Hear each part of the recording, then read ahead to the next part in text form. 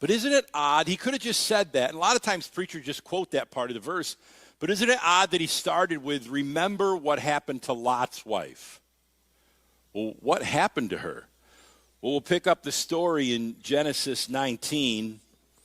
And in verse 26, here's the punchline.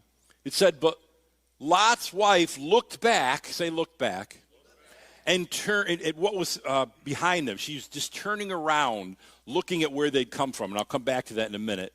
As she was following behind them, she wasn't quite up with her family.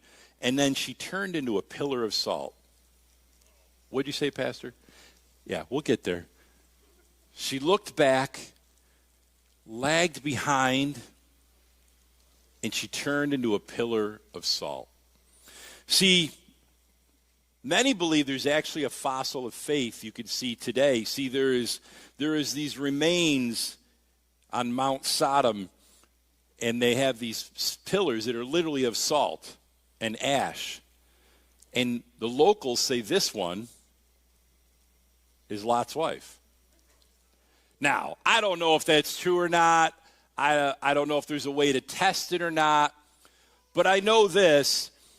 The Bible says that the Lord rained down sulfur and ash on Sodom and Gomorrah in an explosion. If Lot's wife had turned back and she was behind the rest and closer, she could have gotten covered in this manner the same way things happened at Pompeii. But I know this, the Bible says she turned into a pillar of salt. Jesus said, remember what happened to her.